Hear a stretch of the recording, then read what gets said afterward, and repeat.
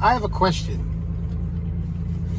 for the left, for LeBron James, for Joe Biden, for Ibram Kenyaks, for Democrats, anybody that's pushing this rhetoric, this critical race theory, this anti-cop rhetoric. I have a question.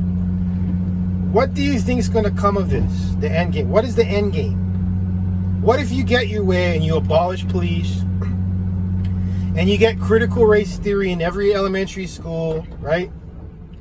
Now a white person can't even blow on you without going to jail. What if you get everything you guys want? Then what? What are you going to have? You're going to have a lawless, racist society. That's what you're going to have. Because there's not being any cops, so crime is going to go. Like, oh, get rid of the cops and we'll stop with this problem, perceived problem that we have. I mean, because I saw the stats just in this year alone, in 3 months, the cops have already killed twice as many white people than black people. Really, think about it, man. Think about it.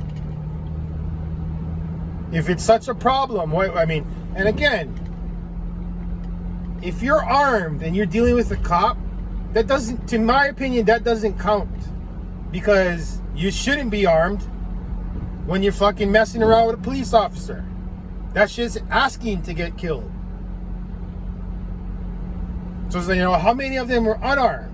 You know, I think the only one that was unarmed was Dante Wright. I mean, and that was an accident. But somehow that's racist, yeah? But again, that's my question. That's what you're going to end up with if this rhetoric continues. You're going to have no cops, so you're going to have a lawless society. I mean, I don't think the government will let it get to that point. And then there'll be, you can't say anything about a black person. Nothing. Nothing. Look at Joe Biden's speech. The Republicans gave a rebuttal. And the rebuttal was given by Tim Scott. If you don't know who he is, he's a black conservative congressperson from South Carolina. He gets up and he talks. And of course, the rebuttal speech is always, you know, you're giving opposing views to what the president just said. Okay, well, the president said we're a racist society. He said that in his address to the UN. Whatever. So if I'm racist, then you're racist because the president says so. But anyway, he refutes that. He says, no, I'm a black man. I'm a successful black man. Look where I'm at. I'm a congressperson. Have I dealt with racism in the past? Yes. But that doesn't mean now I think all white people are evil. No. I live in Hawaii. I've born and raised in Hawaii. Me. I've been treated racially by white people. Do I think white people are racist? No. Those few I ran into, and I don't even think it was racist. I think it was just ignorance.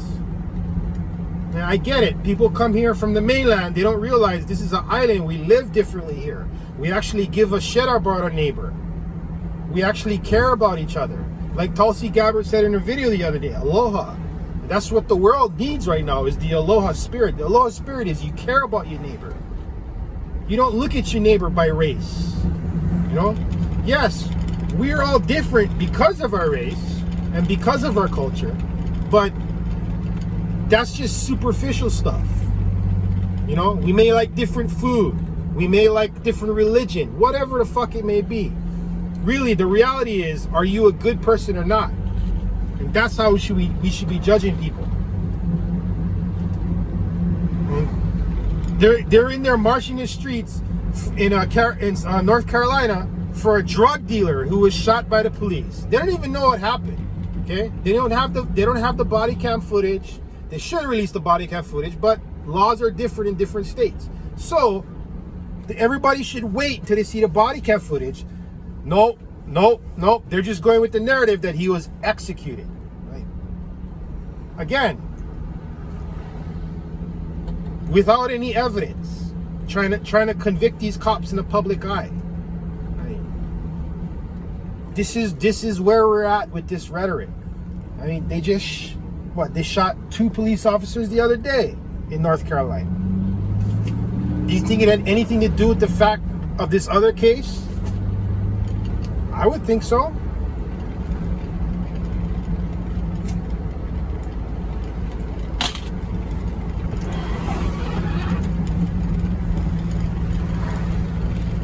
It's scary because people are knowingly marching off this cliff. And I mean, how many of them understand the repercussions of actually abolishing the police?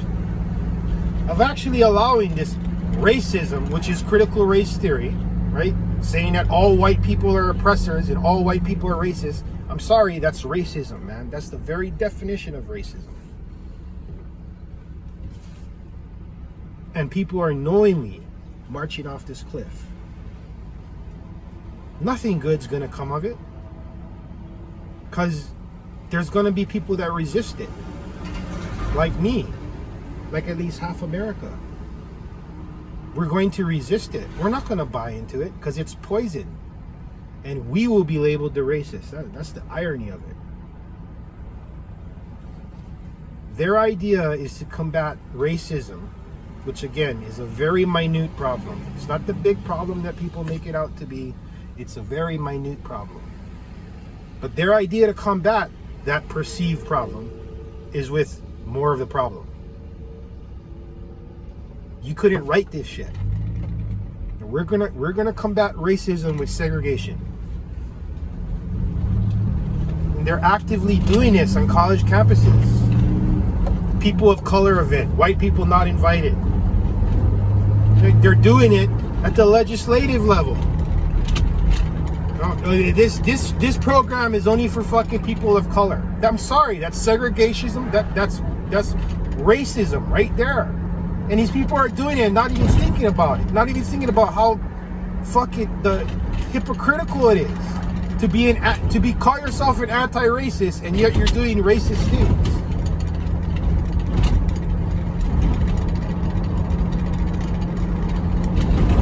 It doesn't end there.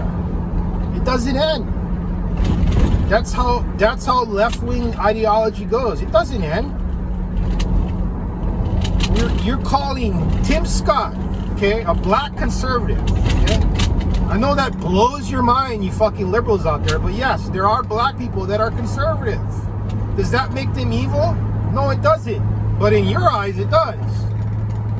Okay? Who's the evil person now?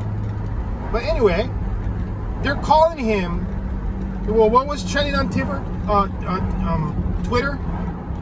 Uncle Tim, referencing Uncle Tom.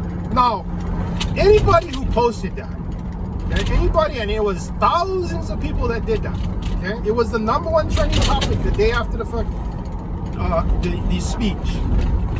Uncle Tim. Well, that just goes to show me that you're an ignorant fuck if you tweeted that. Because one, that means you didn't read the book, okay? It's referencing Uncle Tom's Cabin. Now, Uncle Tom has been used as a slur against black men who are not fucking towing the party line, not towing the black fucking line. Whenever a black man defends a white man, oh, he's an Uncle Tom. Well, that just shows you you're an ignorant fuck who never read the book. Because in the book, Uncle Tom is the hero. In the book, Uncle Tom sacrifices his own life so the slaves can go free. Because of Uncle Tom, the slaves get to go free. If you read the book, you would know that. How did Uncle Tom become a slur against black men when he's the actual hero of the group? It's like, oh, he tried to appease the masses. He goes, yes, because he was trying to free his people without violence. That's what he was trying to do. He was trying to show a greater path, which is love and understanding. Again, people that use that term, you're an ignorant fuck. In fact, you're a racist because that man in that book was the hero. He's not the villain. He's the hero. Okay? If you use that term to describe a black man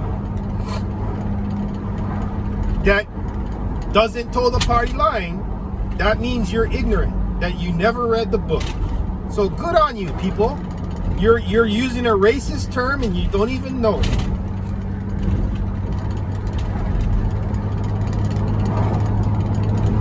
It just shows you the collective intelligence of America. It just shows you. And it's horrible. Bro, you're in the middle of the street, man.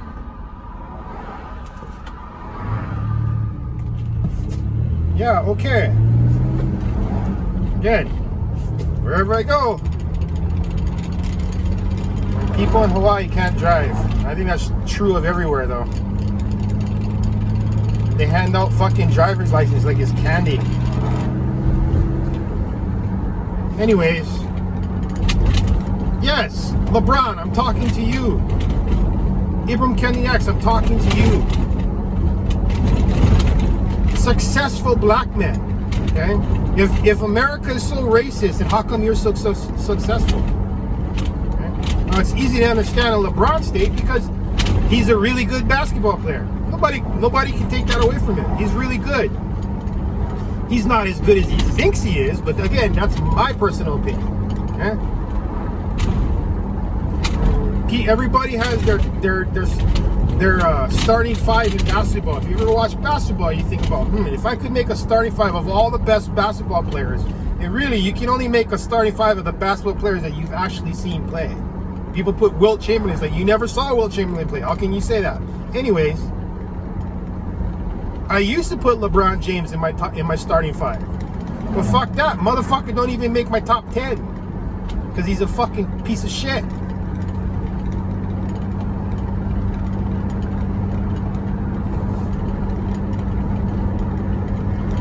Again, somebody buying into their own legend. Same thing with Ibram Kendi X, buying into your own legend. When the reality is you're just a race fucking hustler. That's all you are. That's all you are, buddy. You're gonna put down a man that actually did something with his life. Instead of being a race hustler, right? He went and he fucking ran for Congress and fucking is trying to make a difference. Yeah, that's somebody that's trying to make a difference. Yeah, big difference from Maxine Waters, who uses her race to get her way. And Tim Scott isn't using his race. He's trying to use common sense and conservative values to affect America, not his race. And for that, he's called an Uncle Tom. For that, he's called a race traitor. And you couldn't write this shit up. Again, this is all 1984 shit, man. It's so fucking parallel to that book that it's scary, man. It's fucking scary.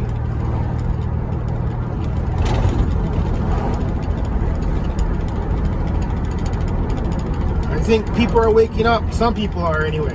They're looking at what this president's doing, who ran as a moderate. That was his stick. I'm a return to normalcy. I'm a fucking regular old Joe, right? Well, your actions belie your words, because what you've done in the first 100 days is some of the most radical shit done by a new president ever. Your immigration policy, the fucking spending, the fucking anti-cop rhetoric, the attacking of fucking religion, just everything this man does is radical.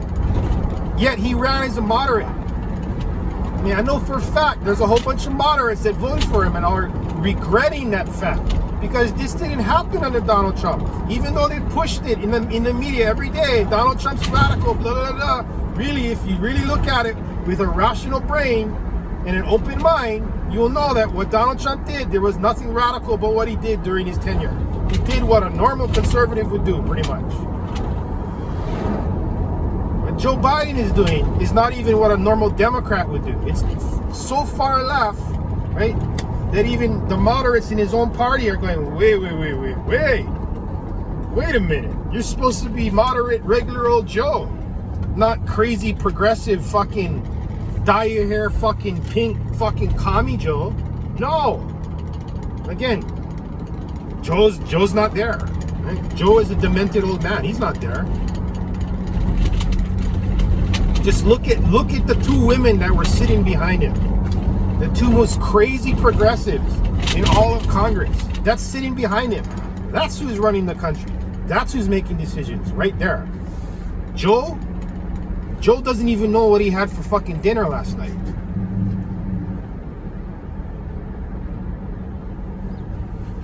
And you guys voted for that. Right? You guys like to tout how intelligent you guys are. Right? All about science, right? Even though you guys believe in something that's totally against science, but still you like to tell how you're the analytical part of the world and blah blah blah blah blah. It's like you voted for that, right? I don't know, man. Just every day you go lower in my view of you, man. Right? I don't hate you, but fucking damn, I don't want any part of you, man. I don't want any part of it. No part of this at all. And half of America feels the same way. I want no part of this, man. You guys are trying to ram it down our throats. Well, we're going to stand up. We're going to fight. Not physically, only if it has to go that way. But definitely mentally and psychologically, no. We're not going to sit down and take your rhetoric. Because your rhetoric is madness. Madness, man. You guys are pushing straight up madness and you guys are fucking okay with it. And you call us crazy. You couldn't write this shit, man. Up is down and left is right. Please, I'm talking to you, LeBron. Pull your head out of your ass, man. Look at where you're at, bro. You're not oppressed. You're not. It's all a figment of your imagination. And when you're holding the book of Malcolm X, you should have actually read that book before you talk about it. Because it was obvious you never read the book. You were just holding the book as a prop. Just like George Floyd's girlfriend wearing the glasses, it was just a prop. Right? So that guys you say, oh look, he read Malcolm X. Man, you didn't even know how to spell Malcolm X, LeBron.